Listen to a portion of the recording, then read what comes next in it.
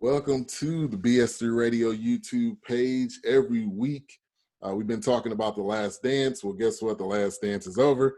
So we're going to keep this thing going, and we're going to bring you guys more and more videos. So today, we're going to talk about how to fix diversity in the NFL. The NFL came out with this bogus proposal to basically say if you hire someone of a minority, we'll help you bump up picks from like a third to a second. To me, I thought that was was kind of low because you just need to hire the best person, if it's a minority or not. Even though minorities is a huge part of the NFL, so I think that it should reflect in your coaches, it should reflect in your GMs, it should reflect in your owners.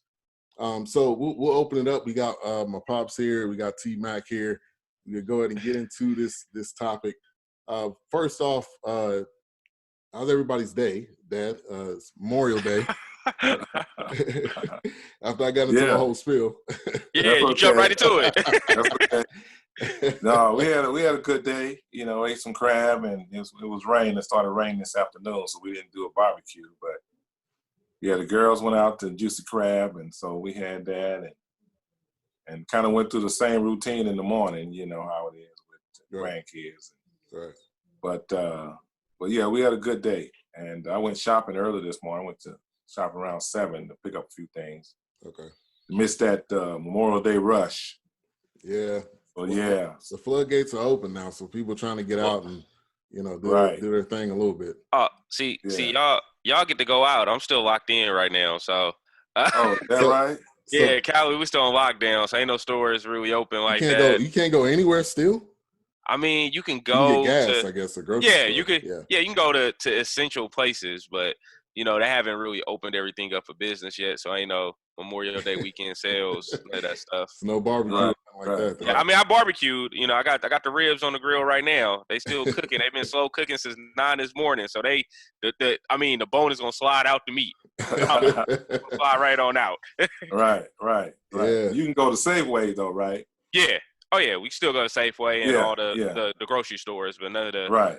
I couldn't go pick me up a lawnmower today. So I couldn't go pick me up one of those. None of those things. Yeah. Ours was good. For everybody that doesn't know, I'm in Dallas, Texas. My dad is in Atlanta, Georgia, and Tyjun is in California, Vacaville, right? Or Fairfield? Fairfield.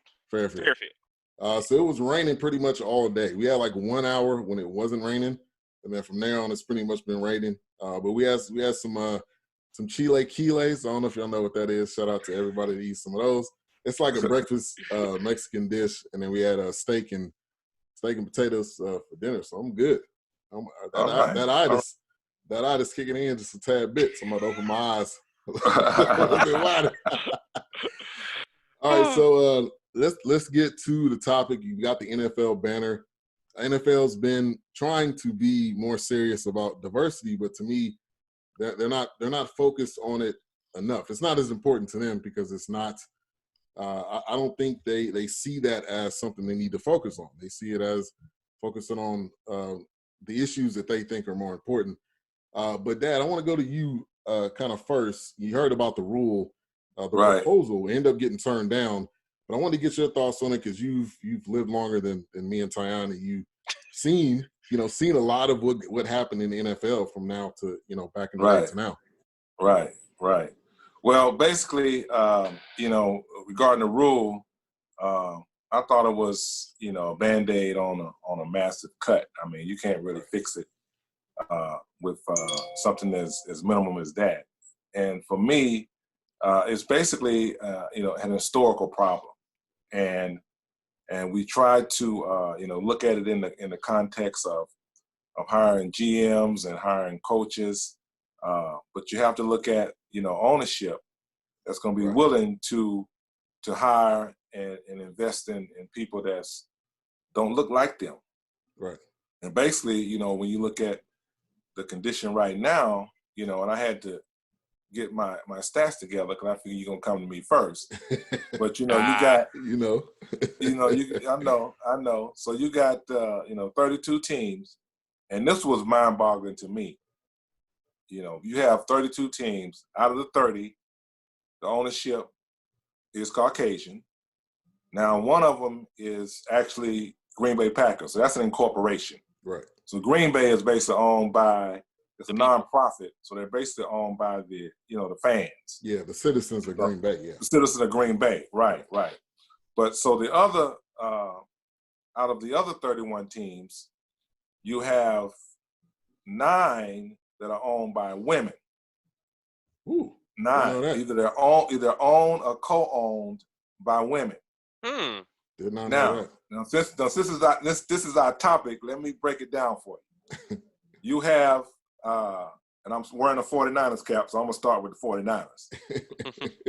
Now, they're owned by Denise DeBarlo, which is Eddie's daughter. We know Eddie has some legal issues. Yeah, some financial issues. He wasn't paying taxes. Financial issues, financial legal issues. We won't get in depth. Right. Yeah, we won't talk about that. So, we won't get too deep into that. But so his daughter owns that team. The Titans is owned by Amy Adams Strutt. Now, Amy Adams Strutt is Bud's daughter, Bud Adams' daughter. Okay. A lot of these daughter situation is, the father passed away. Right. So the heir inherits the actual team. Now, tradition is you have to have a male heir, but now tradition is thrown out the window, and it's whatever child you have that's competent enough and savvy enough. Whoever wants to screw it up, exactly. Don't screw it up. Don't screw it up. Keep the team. Or educated, and all these ladies are business women, so they're educated and they're pretty savvy business-wise. Number 3, you have the Saints is owned by Gail Benson, which is Tom Benson's wife. Right. It's Okay. Tom passed away, so that's passed away, right? Yeah. So now you have this. I wouldn't really call it nepotism, but it has family heritage and family benefits to where it's hard to get in the club because now when the owners pass away, they're airing it to either their wife or their daughter. Okay, that's number 4 is Janice McNair. She owns the Texans. Right. That's Bob McNair's wife. Who passed. Okay. Another situation like that. Another situation where the husband passed away, the wife owns the team. I see the puzzleness on T-Mac's face. So I'm glad I came up with this. I didn't know this myself. Number 5. Crazy. Yeah. It's crazy, man. Number 5, you have Martha Firestone Ford. Now she owns the Lions. Okay, right. She owns the Lions. But check this out. She's the daughter of Harvey Firestone, who's the chairman of the tire company. Mm-hmm. So she's the daughter of a wealthy father who owns part of the tire company, Firestone. And she's the wife of William Ford, who's the grandson of Henry Ford. Pockets, money running deep. They never give up that team. That's what you call old money. Right. That's old money. That's old money there. We talking about old Ford money too. Old Ford and Firestone. You got the car and you got the tires. I mean, where can you go wrong? Where else can you go? Right, true. You got everything you need. You got to come to her for everything. Exactly. One-stop shop. Everything. Okay. Number 6 is Virginia Hallis McCaskey. So y'all probably know Hallis, the Bears. Right. She owns the Bears. So she's a daughter of George Hallis. Okay. Number 7 is Kim Pugula. Now, Kim Pugula, Pegula, Pegula, she's a Korean American. And she co-owns with her husband the Bills. Oh, so her husband's last name is Pegula. Yeah. So even though she's Korean American, he's American, and she co-owns the Bills with him. Number 8, you have Jody Allen. Jody Allen is the sister of Paul Allen, who's the co-founder of Microsoft, and she owns the Seahawks. Yeah. Right. Okay, so she's a sister. She's not a daughter or husband, but she's in the family. Right. Okay. And then you have, not really last, you have Carl Davis. Is the Raiders. I'm going to you now, T-Mac. Well, even though they're moving to Las Vegas. Yeah, that's crazy. She's the wife of Al Davis, so her and her son, right? Right. Mm-hmm. On the Raiders. Then you have the Browns, which is Dee Harlem. She's the co-owner of the Browns with her husband, Jimmy. Right. And she's a businesswoman and has recognition of her own. So even though she's co-owner with her husband. So basically, you have, out of the 32, you have 10 that are women, either owners or co-owners. Right. Now you have one that's West German, which is Ziegler Wolf. He's the owner of the Vikings. He was born in West Germany. And then you have the Jaguar owner, Shah Khan, which is Pakistani, right? Shah Khan, which is Pakistani. So now we have 32 teams, right? We got one that's a corporation. We have 10 that are owned by women or co-owned by women, which are Caucasian, except for Kim, who's a Korean American. And then you have the other 2, which are owned by Pakistani and a West German. So now you have to look at, when you look at the history of the NFL, there's no African-American owners. And when you look at the tradition, that there is a family business, basically. Right, true. So now you have the daughters and the wives inheriting the business, and they will probably continue to hand it down to their heirs. So that's why it's difficult. And plus they have to be voted in. So they vote the owners in. That's why it's so difficult to have an African-American owner. So to basically get back to the original question, the diversity, how do you deal with the diversity? Well, you have to look at ownership and then you come down. And since the situation is the way it was that I just laid it out, it's going to be very hard, in my opinion, to get more than 5 African-American coaches, head coaches, at one time. I think that was the max we had at one time. And when you look at the Rooney Rule, it was brought to my attention that after the Rooney Rule, a couple of years after it was initiated, you had 2 black head coaches in the Super Bowl, which is, we know it was Tony Dungy and Lovie Smith. Right. And to me, it's similar to what we're going through now as a country. When you had 2 African-American men in the Super Bowl, then they saw that trend going into a direction that they wasn't comfortable with. So now, even though the Rooney Rule was intact, they pulled back on hiring black coaches, or they give you an opportunity, give you a couple years. If you wasn't successful, you never get another opportunity to be a head coach. You can be an assistant, you can be a defensive offensive coordinator, but as far as that head coach position, it's tough. And now you're looking at them hiring directly from college, right. And you look at these hires that haven't even proven themselves. Exactly. So it has to be some type of pipeline to where they require that you have to be either an assistant or a coordinator in order to even apply for that particular position. And once that pipeline is more filled in African Americans, I think we'll see a trend of as far as the diversity of head coach. But until that happens, like I mentioned, our particular country, we had a black president. Everybody celebrated. Everybody was excited. Right. That was now, 8 years later, we go into the total opposite. Because you have so many people that are upset with that election, and I think so many people are upset with that Super Bowl that they tend to pull back and go in another direction. Yeah, and I think to what you're saying, 2 parts of what I wanted to add on. You do have a family unit like the Hunt family. The Hunt family that owns the Chiefs. It started with Lamar Hunt. Lamar Hunt passed, and then his wife.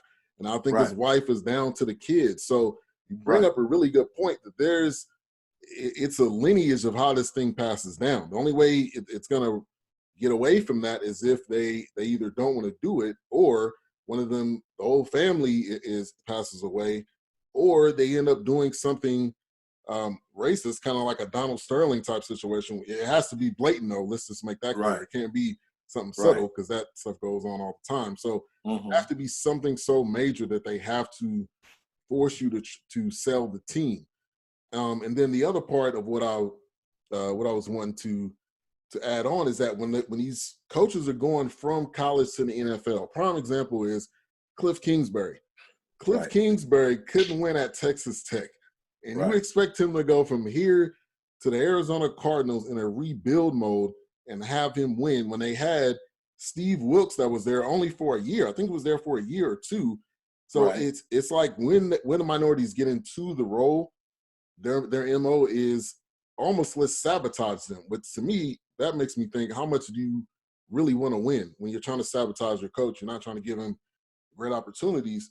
So another thing on the horizon is Brian Flores in Miami. Like Miami, you give him Tua, but Tua is not 100% healthy. He's not like an Iron Man quarterback. So how many years are you truly going to give him when you've already given 2, and the Dolphins haven't been good in a long time? So Right. That's kind of like, really where it comes down to is how do we get in the door as far as ownership, because it's so hard to do. But Ty, I want to pass it to you. Open it up. That's a great question. How do they get into ownership? I look at it similar to how Michael Jordan got into ownership in the NBA.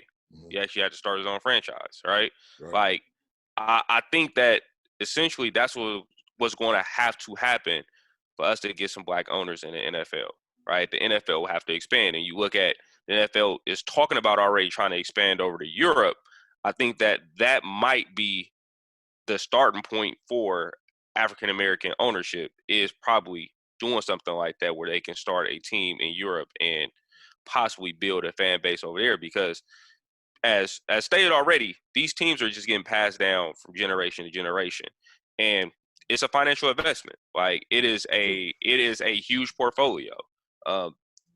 It keeps you wealthy, right? So, I mean, you look at Al Davis, right? Like, Al Davis and his son, like, they don't really have money. Like, people know that Al Davis is not the richest man, he's not the richest man. Like, his team is where his money is, and he just went in and just made almost $500 million selling PSL licenses in Vegas, right? So it brings in money. These families are not going to just sell these teams off without getting a substantial amount, and they're not selling them to black people, right? They're not going to sell it to a black person. They're not going to sell it to a black person. And also look at the part where you have to get voted in too. Like, who's going to vote in a minority owner, right? Like, what owner do you see? What black person do you see right now that could genuinely buy a team that 32 or 31 other owners would say, hey, let's welcome into the fraternity? Not many, right? They won't even welcome black coaches into the fraternity, and that's at the bottom. I mean, that's exactly. not even, that's at the bottom. And when you think about just how they treat the players, right? When I think about just how they treat the players, and there is a lack of, I don't think there's a genuine love for like the players who play, who sacrifice and put their bodies on the line every week. Week because in, week out. True. week in, week out, because according to them, like, well, we pay them to do that, right? But do your job and be quiet. Exactly, right. And you see this thing kind of happen with players getting traded and stuff like that. I think about like DeAndre Hopkins, right, who got traded from the Texans, just because he was like, hey, like, I feel like I should get paid more, and he probably is worth more. You look at the Dak Prescott situation with him negotiating his side. Like, these are players who essentially bring in a lot of money for you. They bring in a lot of money for you. And their rewards is like, hey, we don't want to pay you. We don't want to give you a piece of the pie, right? So when I think about those things, it's like, well, how do we bring those same type of people into management, right? How do we bring blacks into management? And actually allow them to build, right? I mean, I think Marvin Lewis was like the longest standing black coach in the NFL, right? And and literally, like, he was there because even though Cincinnati didn't win a playoff game when he was there, they were still competitive, right? They were competitive. As soon as they was no longer competitive, they fired him. They got rid of him, right? They got rid of him. And this past season, the Bengals was trash. They were trash. They were trash. They were horrible. They were horrible, right? But, I mean, that just to show you, like, as much as Marvin Lewis had did for that organization, as soon as they felt they could no longer use him, they got rid of him, right? Look at Hugh Jackson in Cleveland, right? Cleveland started turning the corner, and they fired him, and then they regressed this past season. But go ahead. And I was just going to add, they'll continue to regress because it's the Browns. But anyway. I mean, for me, like, in order for them to really fix this problem, they got to genuinely want to hire black people, right? Right. They got to genuinely go and seek out African Americans who are talented and skilled in their craft, right? And there are a lot that are out there that just need the opportunity, right? The Rooney Rule is supposed to give people opportunity, but it doesn't work if you're going to interview one guy, but you already got Cliff Kingsbury on the phone talking about, yeah, we're gonna bring you in. Right. You know what I'm saying? Yeah, you already got him the signed contract. It's a formality. That's it. That's all That's all it is. That's all it is. Exactly. Right. So it's a sham. You know what I'm saying? It's a sham. You're not really trying to diversify the NFL or diversify your administration, right? You just want to look like you're doing something different. Right. And it's saying, and I mean, and I think that's what a lot of professional sports in general, right? When you look at the NBA, I mean, the NBA has some of the same issues, you know. It just isn't spoken upon because the players are so vocal, right? So you get to see it, the players on display all the time. You know the players. They are the brand of the NFL. I mean, of the NBA. But the NFL, but the NFL, the logo, right? That team's logo is the brand, right? It's not the players. Because let's be real, most of us won't know those players if they walk down the street because they have a helmet on. Most of us won't know those players. You know what I'm saying? So those teams is the brand, not the players, which is different from which is considerably different from the NBA. So you don't hear that issue being spoken upon as much in the NBA, even though they have the same issue, right? They have some of the same issues as far as coaching, not having a lot of black coaches. I'm trying to think who is a black coach in the NBA. Well, you got Mike Tomlin, of course. Well, in NFL, you got Mike Tomlin. In the NBA. Oh, you talking about NBA? I'm sorry. Yeah, when I was saying NBA, who's the black coach in the NBA? Doc Rivers. Doc Rivers. And wow. There you go. I know Sam Mitchell. Sam Mitchell was an intern, I think, at one. I mean, interim. Biggerstaff. I don't know if Biggerstaff. I mean, New Orleans, the Pelicans. Gentry. Oh, Gentry. Alvin Gentry. Yeah, Gentry. Alvin Gentry. So again, it's the same issue, right? They're typically having the same type of issues, right? But like I said, because the NBA has players and it's a player-driven league, you don't hear it being spoken upon as much. But sports in general, we have it. NBA, NFL more particular because the NFL is majority minority. It's majority, like majority of the players are minority. Your best athletes, your top athletes, your sponsors, you know what I'm saying? Your signature players in the NFL are minority players, right? The Deshaun Watsons, the Patrick Mahomes, you know, you look at the running backs, Zeke, like your premier players are all African American players.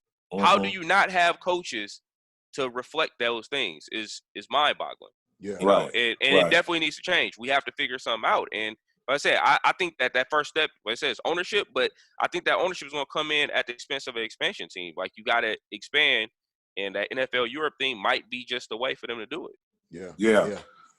And well, I thought that. Oh, go ahead. I thought that the great opportunity was going to come with, the Panthers. Right. Carolina Panthers in 2018 was basically changing ownership. And when you look at, African Americans who was bidding on it, who was it? P. Diddy, I think. Yeah. Who teamed up with Steph, and it was one more.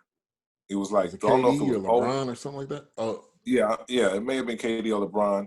I don't think it was Oprah. I know Oprah was interested. I don't think it was you talking about Condoleezza Rice? Wasn't she in on that? Or yeah. I think Condoleezza Rice was in on that. So basically, you have somebody that's an upstanding citizen, far as Steph Curry, Condoleezza Rice, who's a political individual who's very upstanding citizen. P. Diddy got some history, so he got a question. But he got the money. Diddy got the money, though. He got the money. About the money, so yeah. You have the money. So when you look at, this good old boy club, right?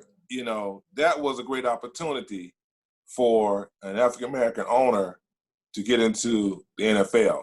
And when that didn't happen, I was like, okay, I'm kind of like on the same page with Tyjun now. You have to be an expansion to where you have to have a owner of a team and they are willing to expand the league in order for that team to get in. But the reason I bring up the Panthers is because, the situation that they're dealing with right now was basically, Cam Newton. I mean, this young man, I know he has some issues, but he was a MVP of the league, 5 years ago? Yeah. Well, yeah. Went to the Super Bowl. Yeah, 5 years ago. 5 years in the Super Bowl. And now you look at his condition. He can't even get a job. Now, Kaepernick can't get a job, but Cam Newton, I mean, come on now. Yeah. So it's not only an issue with head coaches, but it's the issue of, top players like quarterbacks and GMs. So until it changed from the head, from the top, then you're always going to see the discrimination, and you're always going to see a standard that's so high, for African-American players, coaches, GMs, etc., that if you don't add up or build up to that standard, it's hard for you to get that opportunity once again. Yeah, and you really made a great point at the opening, just listing all of the teams. It is all in the family, and that's what it is. So I think expansion, the other option is as the players retire, and as the owners, maybe if they're older and they don't have anybody who wants to take it over, if you get a group of players that could possibly come in and own, I think that's another way to get in. But it is going to be extremely hard. I mean, you pretty much laid it all out there, Dad, just really saying where it all goes, and you have to get the vote. So if we look at and to talk about what Tyjun was saying, I think the difference between the NFL and the NBA is the players are more respected. It seems more like a partnership and not like a I'm the boss and you're the worker relationship. They have a good relationship, it seems like, with Adam Silver. They're able to talk about the concerns they have, and there is a minority owner. And I could see as LeBron retires, as Steph, Clay, KD, all of these guys retire, there definitely is going to be, I believe, an ownership group that they'll have together and own a team, maybe one or two. And I think that's a huge possibility that could happen. Oh, yeah, I definitely agree. Go ahead. Well, you have, two now, as far as the NBA is concerned. You have Michael Jordan, of course, and then Grant Hill is a part owner of the Hawks. Yeah. Okay. So you have two that are currently, represented in the NBA, but like you said, until you can, diversify the ownership, I really don't see anything changing, far as coaches or head coaches. But I think the pipeline, I want to go back to that point. They need to put in some type of rule to where not only do you interview the coordinator, defensive or offensive coordinator, but you have to actually document the reason why you decided not to hire him. So there have to be something other than we felt more comfortable with so-and-so, and basically we know because they look like us, but they won't say that. Right. And they feel that, analytics, is a new thing now. So if he's analytically inclined to where he can crunch the numbers, and he's pretty savvy when it comes to the electronic aspect of it, then we want to consider that. But I think if they have a pipeline, they require a pipeline where you have to interview. So it's a step. Rooney Rule was a step. Now you got to take another step. Right. And that other step is, no, you just can't say, well, I interviewed them, when we all know they already had somebody in mind they wanted to hire. But the person that you hired compared to your coordinator.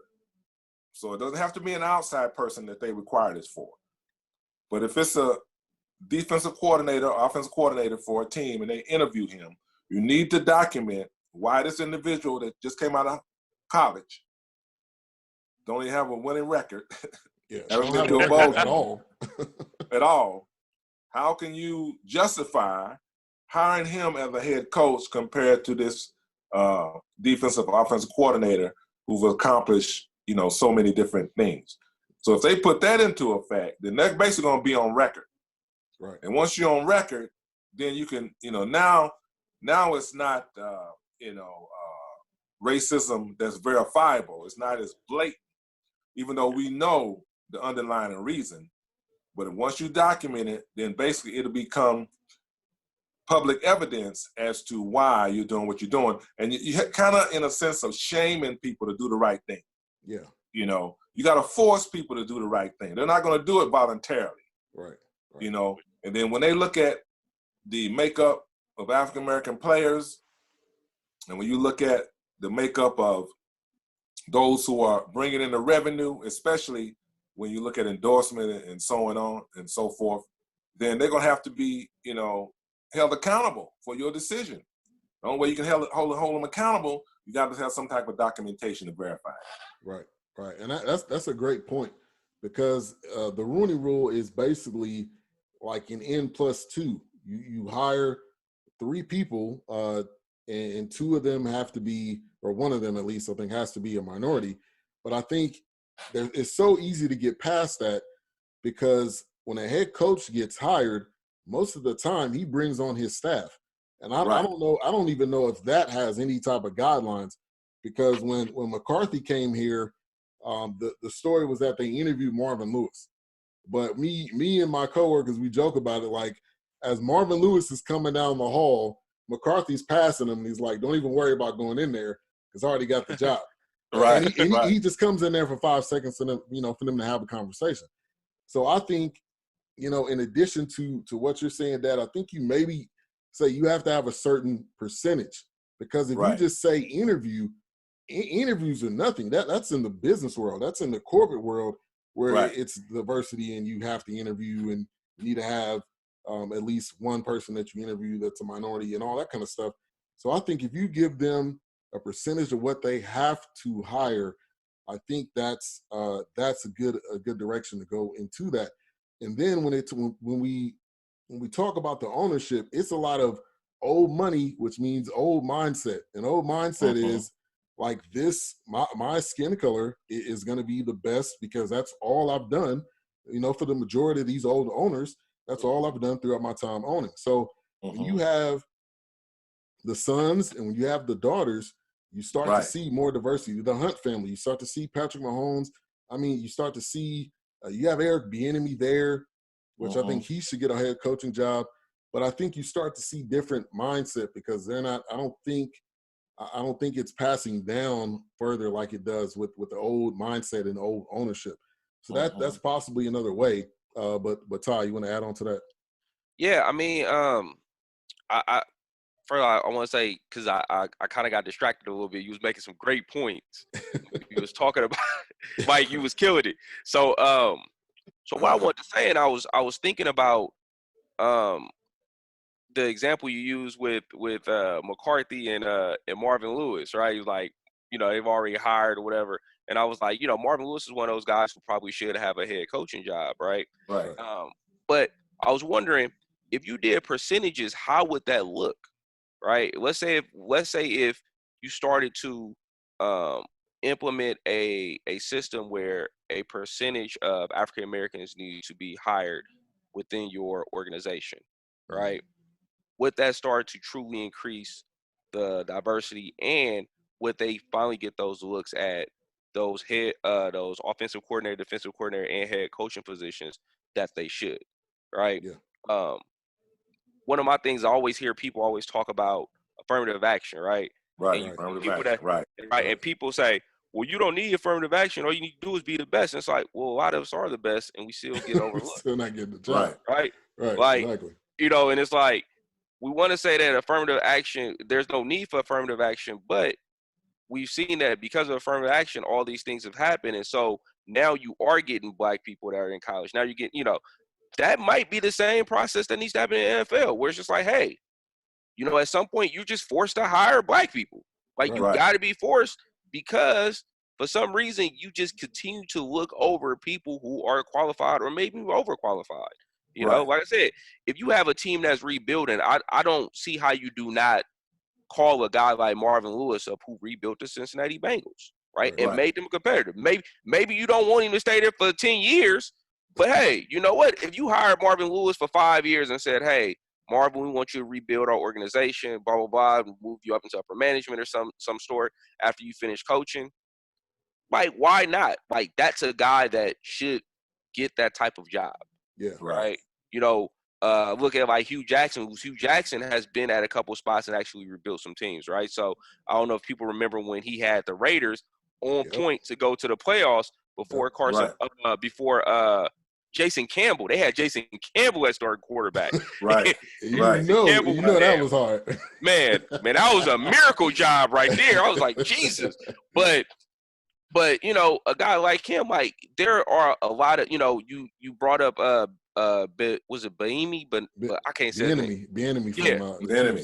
Right. Like, his offensive mind, you know, he should be a head coach somewhere. Yeah. Like, and with the way that the game is changing and they're going to like the spread offense and things like that, how is he not, you know, the head coach of the Arizona Cardinals, for example?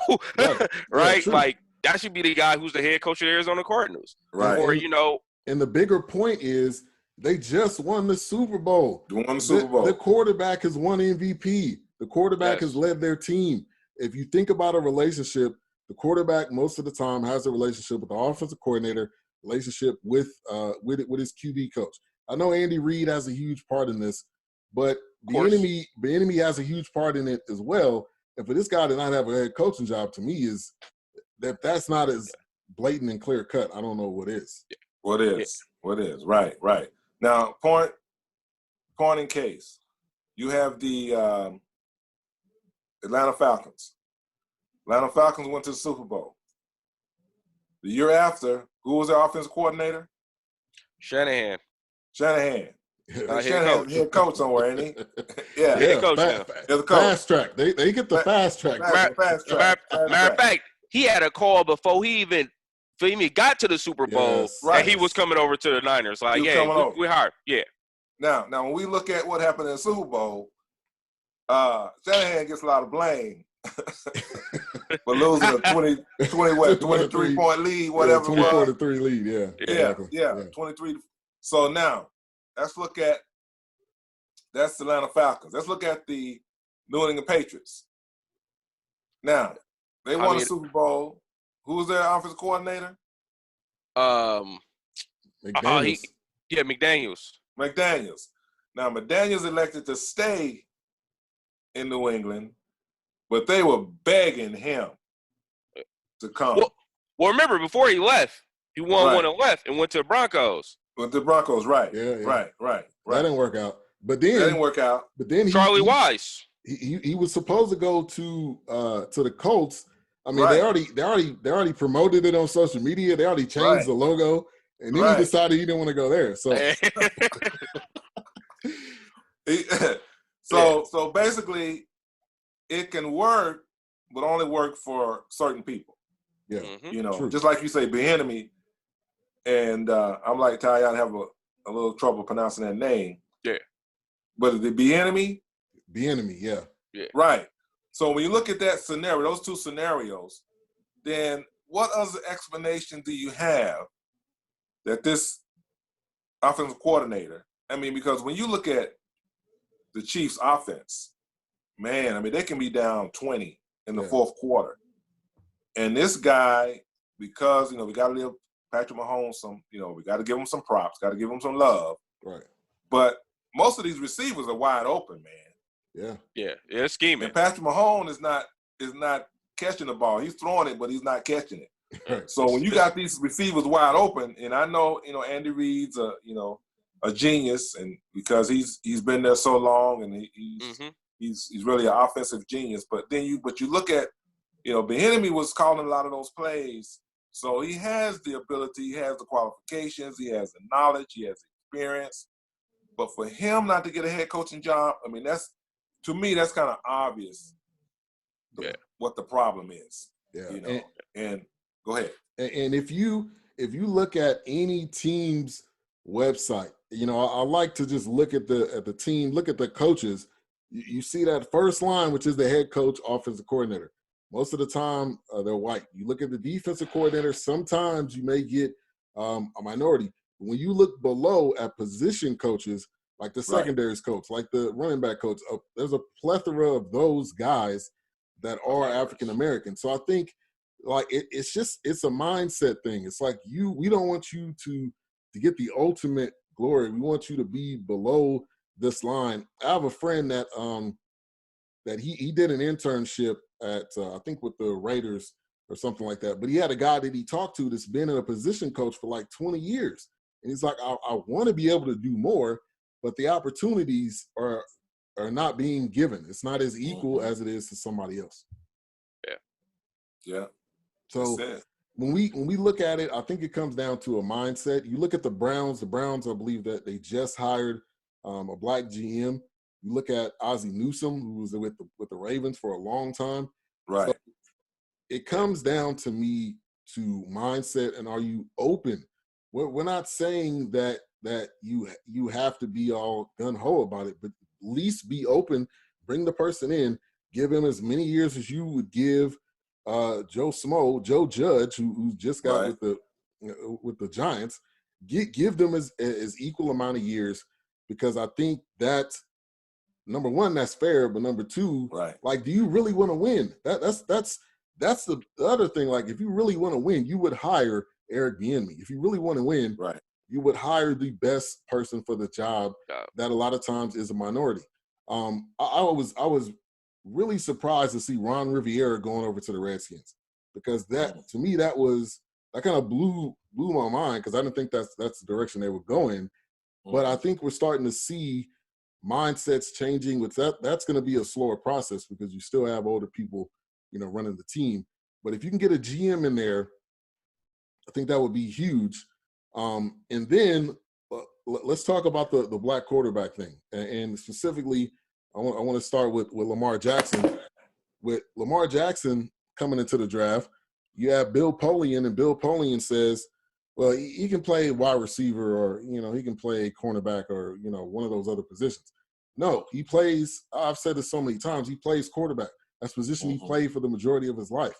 So don't try to change, because maybe what you've seen on tape means nothing. Combine means nothing.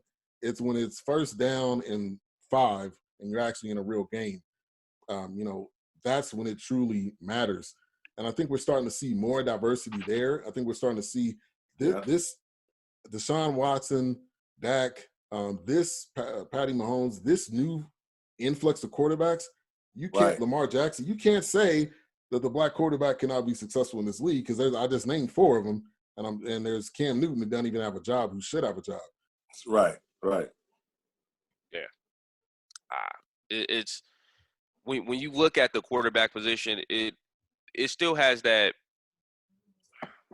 It still has that negative, or black players still get that negative connotation, that idea that we don't understand the game, right? We can't read the playbook.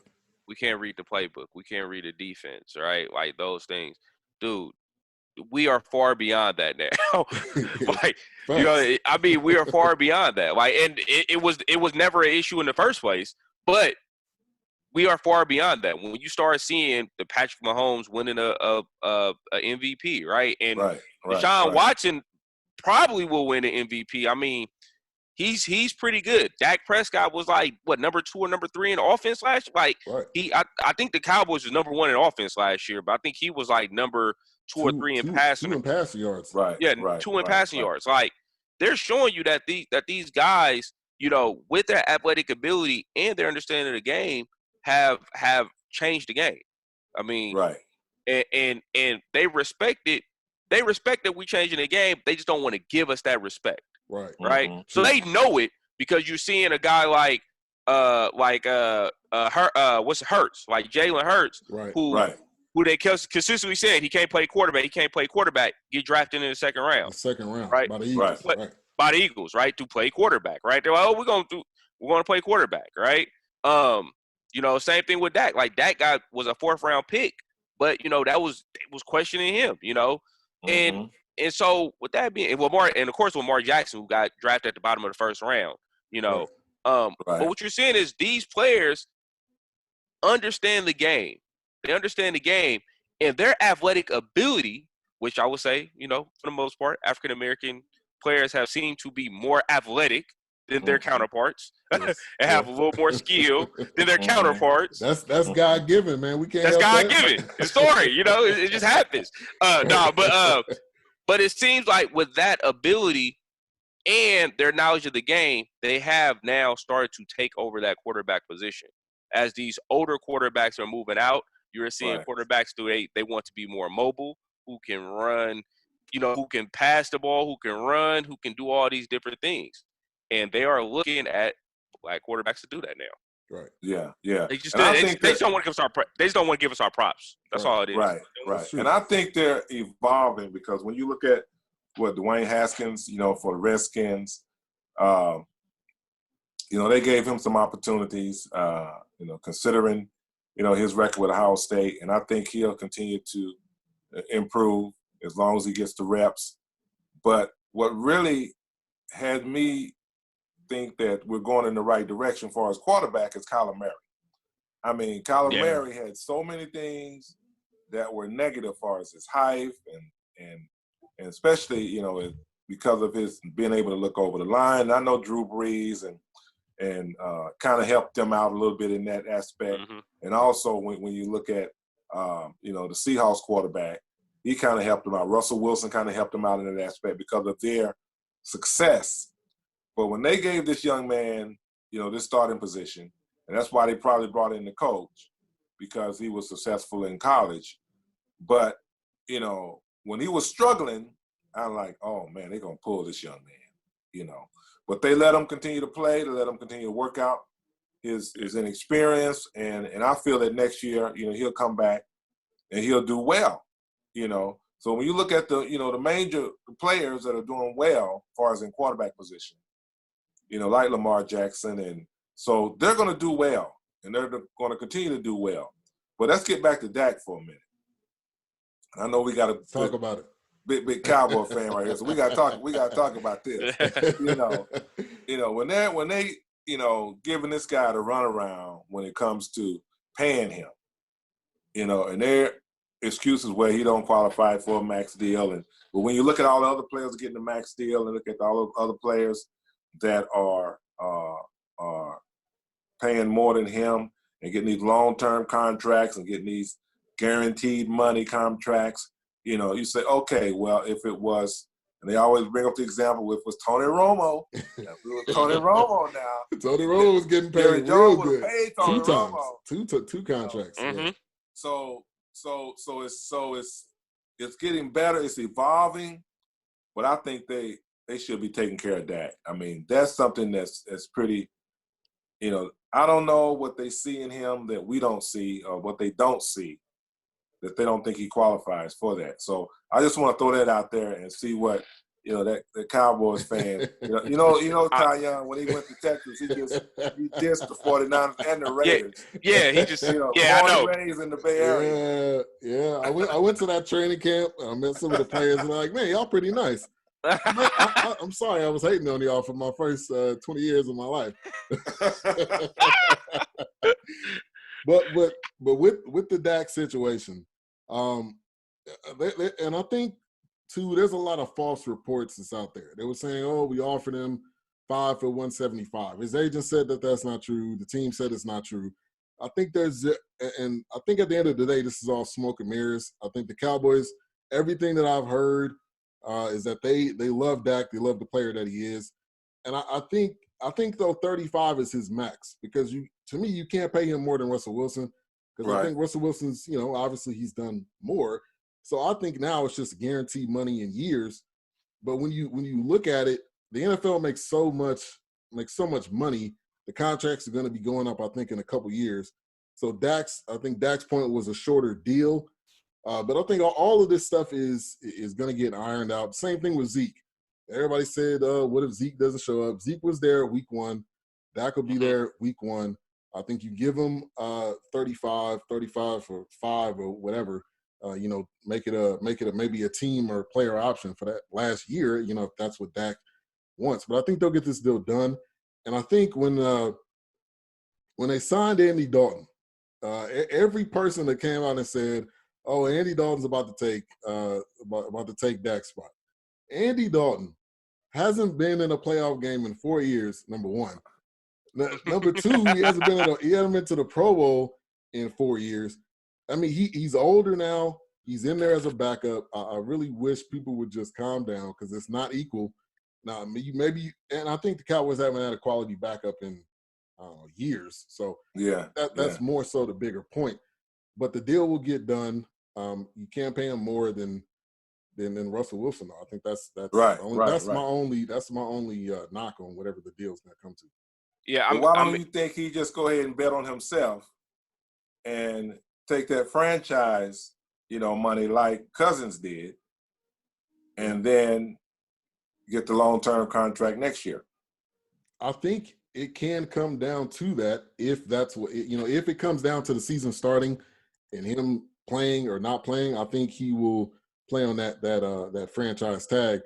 But I think with everything going on, well, I think that's partly what's holding it up. And I think also, push come to shove, which this is one of Jerry Jones's biggest things, deadlines makes deals. A lot of deals that have been done with the Cowboys have been so close to the deadline, but the deal got done. The Dez deal, the DeMarcus Lawrence deal, the Zeke deal. So this is going to be just like that.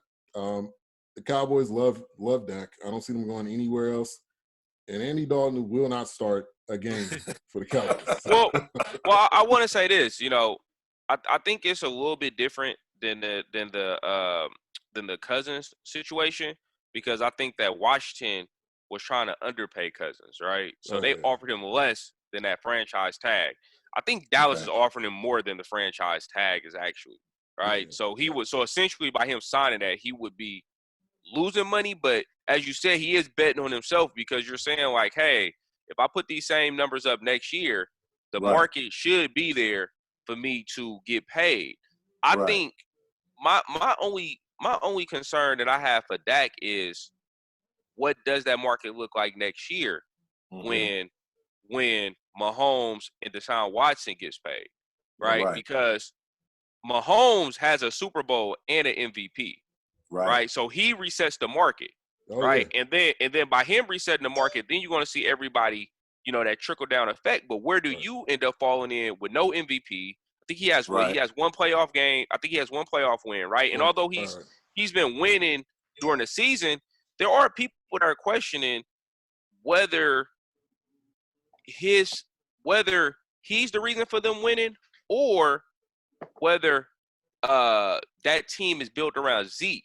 And Zeke is a reason for them winning, right? So I think that's where you have the problem at. And for the Cowboys, and even for him, let's say you do sign that $31 million. If the market is not there next year, which I think there's a couple good quarterbacks coming out next year. But if that market is not there for you, where do you recoup that money from, right? Are you still, because you might end up being forced to now sign a contract with Dallas. Right. That ain't $35 million no more. It might be 30. Yeah, it might be like, you know what? We only willing to pay you $31 million now, right? Because because we don't have to worry about nobody paying you this type of money. You can only negotiate with us. Right. So I do think there's a part where like, yeah, you should bet on yourself, but then like for me, I'm like, you kind of playing it a little close, because I said the market is about to get reset. Like Mahomes has a blank check. He's probably about to get 40 a year. The first quarterback to ever get 40 a year. You can't lowball him. Whatever he says, they gotta pay him. Exactly, right? So you look at Mahomes, look at whatever Mahomes is going to get and the length of his deal.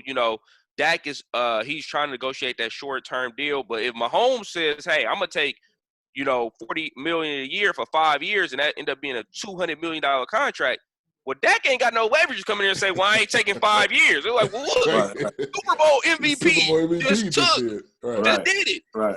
You ain't got no leverage, or even like Deshaun Watson. Like Deshaun Watson is going to get somewhere between 35 and 40 million. from the Texans. He's getting somewhere between that. That's a fact, right? And so with that being said, you're like, now, is Dak on the same level as Deshaun Watson? Right. Is Dak on the same level as Mahomes? I would say that most people would say no, he's not. Right? Yeah. So I mean, I would say Watson, yes. Mahomes, no. I think I don't know. Looking at the skills and what they've done, I would say both of them. Now, maybe you could say Watson's probably more accurate, but I think the let me say this and then you can go ahead and finish. I think they haven't done Watson justice with that offensive line. Now they just picked up Tunsil, but this dude's been getting murdered every single game. He is running for his life. If you give this guy a line, how much better could he be? Which that's a completely different problem with the Texans. But Deshaun Watson is I'm not gonna say he's undervalued on that team, because if you value him more, you would give him the pieces, and then you wouldn't trade away his number one target.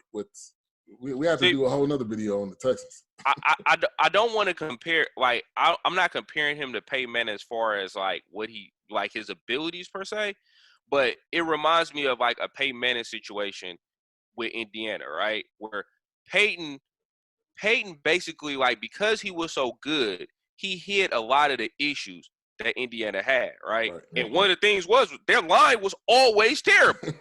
Their line was terrible, right? Yeah. But because Peyton was so good, he masked the fact that the line was terrible, right? Deshaun Watson does a lot of that as well, where he masks a lot of the issues that their offense has, right, with his ability. And like I said, you don't get to see those things until that player is not there. And we saw it that first year when Peyton left, when Peyton got hurt. Right. And then they ended up going like 2-14, right? Their quarterback was like the most sacked quarterback in the league, right? And then Luck came, and when they drafted Luck, they ended up getting like 3 brand new linemen, right? And then even then, they kept on drafting linemen like every year trying to protect them. Eventually, Luck ended up retiring because he just got tired of getting hit, to be honest. Like, he got tired. His body was beat up. Right. Yeah, his body was beat up. He was getting injuries and concussions, all type of stuff, right? So he was just hurt all the time, right? That's the same thing that's happening to Deshaun Watson right now, where he's like consistently getting hit. Dak has a good situation because that O-line is arguably a top 3 O-line in the league. Oh, yeah. You know what I'm saying? He came behind, like, before they got him, they built that line up first, and then they put a quarterback there, and they said, hey, you got protection. Right. You can sit back and you can read the field, you can learn on the job, and then at any time you can just hand the ball off because we got one of the best running backs in the game. Right. Definitely. So that's why I say, like, I'm concerned that maybe he could be overvaluing himself, and I hate to say that you overvalue yourself because I don't necessarily feel like anybody overvalues himself. You like, hey, like, this is what I do, this is how I should get paid, but that $35 million might not be there next year, and I think the market shakes out. Yeah, I think what a lot of people don't understand is that the contracts are done based on what the market is. Like, it's contracts not done based on how good Dak has been the past 4 years. It's based on his potential for the future and what the deal is. That's why he's up there with 35. I don't think Dak is a $35 million a year quarterback, but because Russell Wilson set the bar, that's where it happens. Now, when you go into next year with Mahomes, whatever that bar is going to be, it's going to be astronomical, whatever it is, and that also goes to like wide receivers. When you see what Julio got paid, and then when you see what DeAndre Hopkins got paid, that's like how a lot of these deals get done. But at the end of the day, Dak will be QB1 week 1. Okay? So Cowboys fans, don't worry, he will be there. I'm not concerned. Now, I did want to also, when we talked about the Redskins like that, you mentioned as far as Dwayne Haskins, do you think that would be a great place for Cam Newton? Cam Newton can help groom Haskins. He can help get him. He can probably start half of the games. He can start all the games, whatever they decide that they want to do. But I wanted to ask you guys that. Do you think that's a good spot for Cam? I'll start with you, Dad. Yeah, I think, that'll be a good spot for Cam. And also, grooming him would be one thing, but then Cam has to be willing, to be all in. And if he's all in, and if he's healthy, I mean, that's the question. Right. We're not sure, how he's coming along with the rehab, but if he's healthy and he's decided to be all in, because I mean, he was the MVP 5 years ago, so, and I don't care what anybody says about his arm and about his ability to throw the ball down the field. And his accuracy mainly. That's been the question. But it's, when you look at his history with the Panthers, I mean, it was a protection issue. He carried them when he won the MVP. That's how he won the MVP. Yeah, he had to put him on his back. Yeah, he had to put him on his back. So if you give him the protection and give him the option to run, when he feels it's necessary, then I think he'll do well. And I think the opportunity for Hassan to groom, under somebody is a good opportunity, because he's similar for his stature. He's similar, far as arm strength. And I think he needs that. I think he needs a mentor, But then my initial statement is Cam the mentor type, Cause and Cam can be a prima donna now. He can, that's the problem. You don't want him to go in there and confuse the young man, Yeah, on a whole lot of levels. We don't want him wearing headscarves and stuff like that either. But I think too with Cam, is he willing to take a lesser role? He's been a starter his entire career. Is he willing to take a lesser role? Which it sounds like he's open to it, as long as it's the right situation. But well, let me say this before we move on to Ty's, comment. I was looking at Lamar Jackson. We talked about, the other two quarterbacks, African American quarterbacks that are doing well, as far as Mahomes and Watson. But we can't forget about Lamar Jackson. Now, his contract is going to be due in 2 years. Yeah. He only making $4 million. What? $4 million. Oh, yeah, he's gonna get paid. Oh yeah, he's gonna get paid. Right. He's gonna get Now, in 2021, he's only scheduled to make what? $1 million, $1.5 million. Then he got bonuses of 1.4, so he'll be up to just about $4 million again. But he's gonna get paid. So we talk about resetting the market. You gotta factor him in also. Yeah. Because the way he's blooming and the way he's progressing. But I like RG3. I like what RG3 came in, because RG3 was also MVP quality. Right. And he decided to take that lesser role to mentor Lamar Jackson. And you can see the growth. Oh yeah. Because of RG3 was there to give him the information that he needed to grow. So that's similar to a Cam Newton type role, if he's willing to do that, because RG3, when you look at that year he had, is very similar to the year Cam Newton had. Right. Yeah. For me, I'm gonna say it isn't a good fit. I don't think it would be a good fit. I think that the Ron Rivera, Cam Newton partnership has kind of ran its course for the most part. It's over with. Plus, I think Dwayne Haskins already been thrown into the fire, right? He's already been thrown to the fire. He's starting to play. I don't think you can go put him back on the bench. And then they also still have Alex Smith there, right? Alex Smith is, he was a very, very smart quarterback. He was very smart. He was a very, he wasn't great, but he was a good quarterback. Right. You know what I'm saying? So I think you have a system in place already there that he can, with some people that can mentor him. I also think that Cam Newton should really be vying for a starting position somewhere. And Washington isn't going to be a good fit. Like I said, Washington just isn't going to be a good fit for him. I thought that, initially I thought that the Chargers was going to be the one to come calling. Right. They ended up deciding not to, because they drafted Justin Herbert. I thought that he could be there to start and let Justin Herbert take over in a couple years.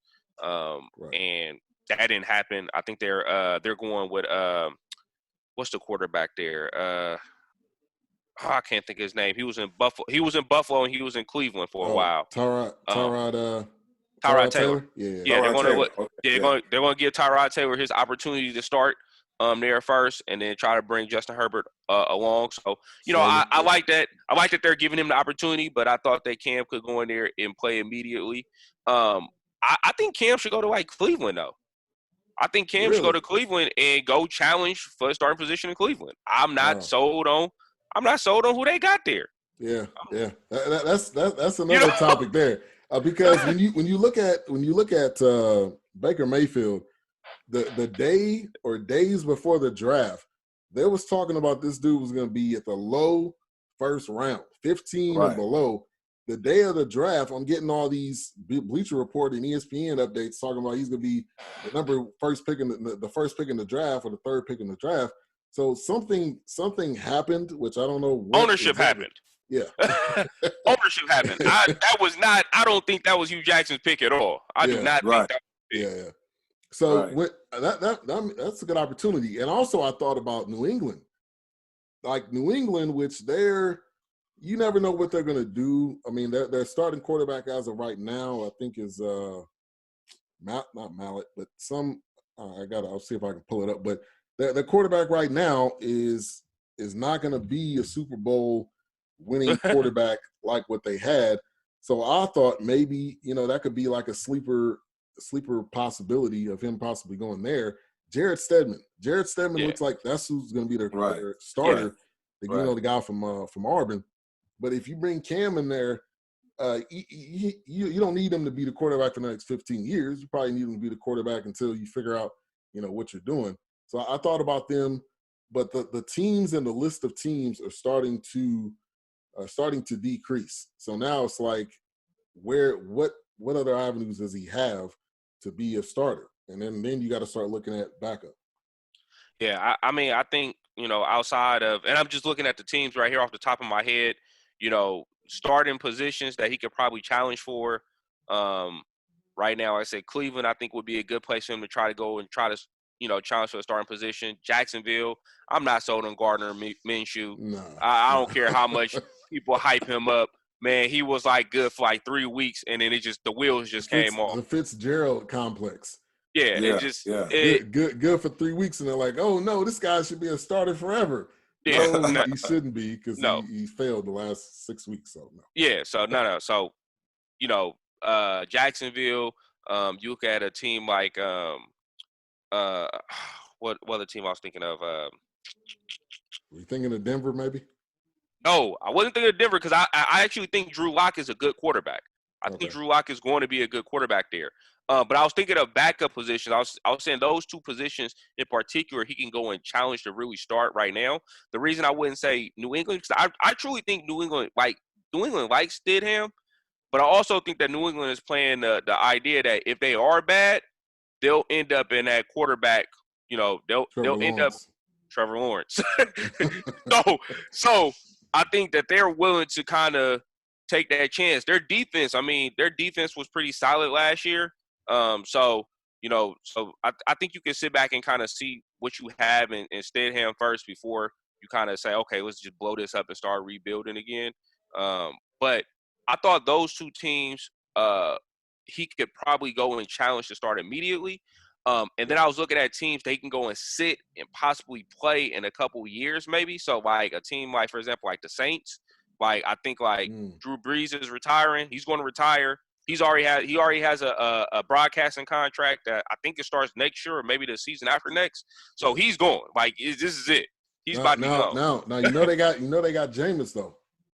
They do have Jameis. They have the other guy that they grooming too, who does a lot of gadget guy. Gadget guy, yeah. Gadget man. No.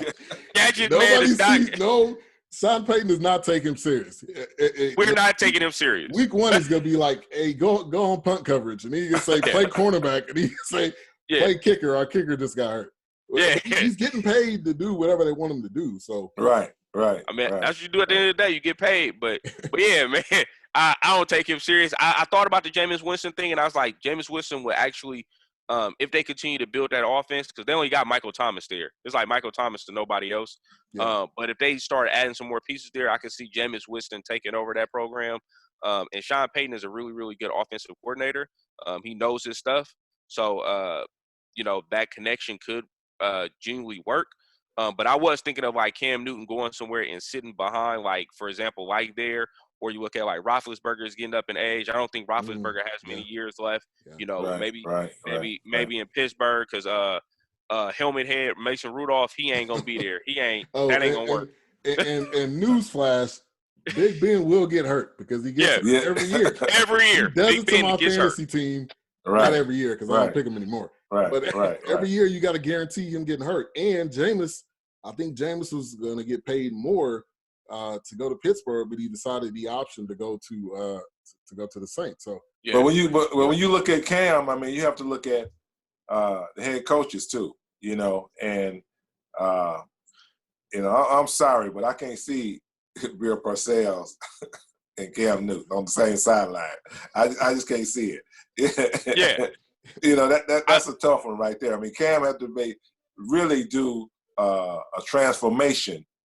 You know, not only, but but attitude, you know, on the field and off the field. Because Bill Parcells. Belichick. Sorry, yeah. Belichick. You know, he's hard nosed. I mean, you know, he's no nonsense. Yeah. So him teaming up with Belichick, and then on the other hand, Tomlin, similar type mode.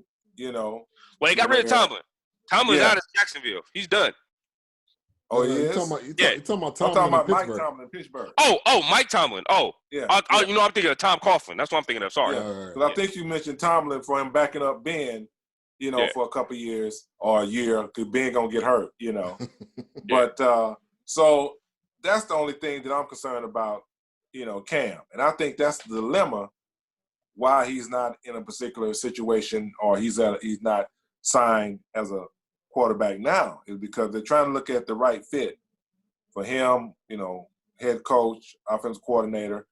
That's why I thought, because he already knows Rivera and they know each other, that he can kind of mesh, you know, well enough to at least get his, you know, feet back into the starting position, or get his feet back in, you know, in that position as a quarterback or with some team in the league. Because I'm just concerned. I mean, as this drags on, you know, and it's similar to, well, not really similar to the Kaepernick situation, but as long as the Kaepernick situation drew out, then they felt that they could get away without even giving this man a job. Right. True. So before we're going to close it out here in a minute, but I wanted to talk about one other, when we talk about black quarterbacks, Jordan Love, you talk about surprises in the draft, Jordan Love going to the Packers. I don't know if anybody's seen that coming.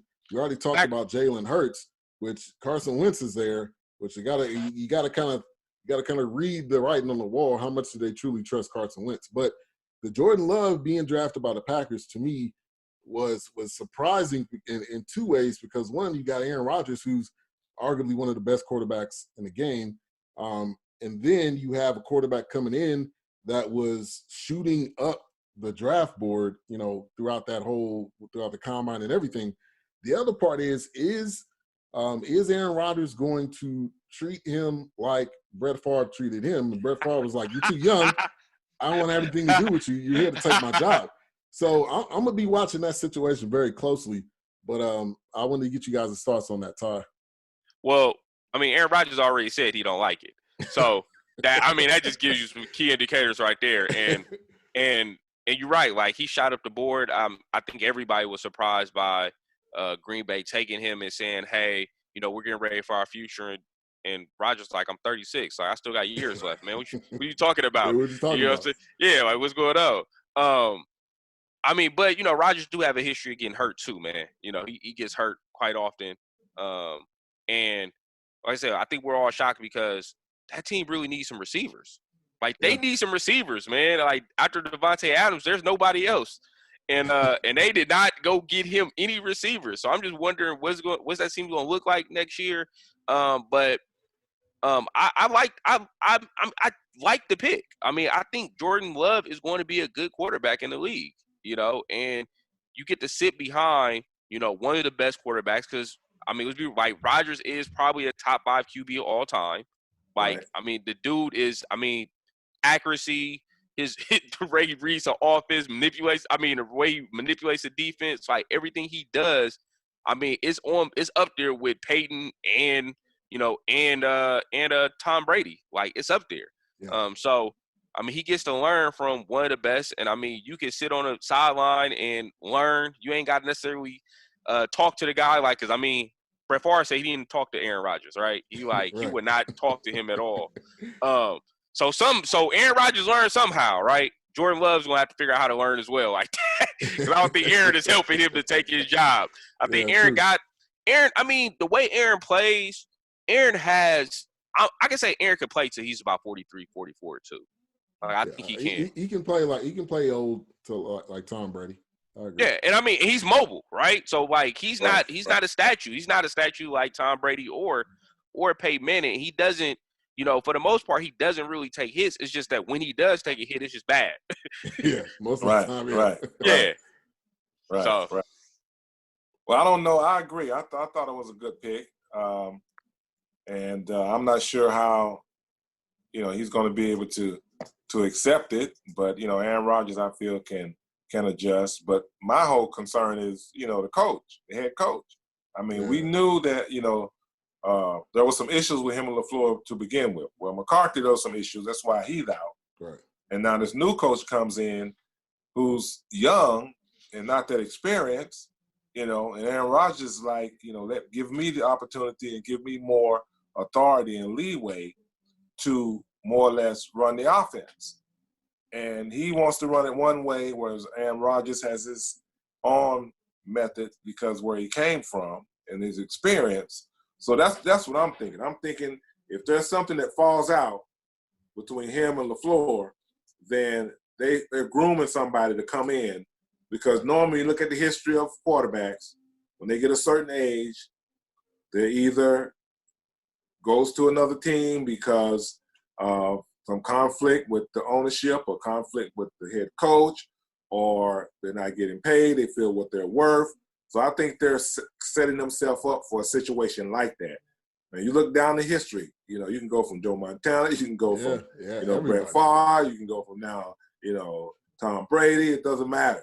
How many Super Bowls you won, doesn't matter how great you are. You out of there. You end up leaving in the twilight years. Right. True. Good point.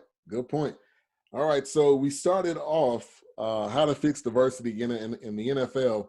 So I want each of us to give one way that they can fix diversity in the NFL as we get towards the end of this video.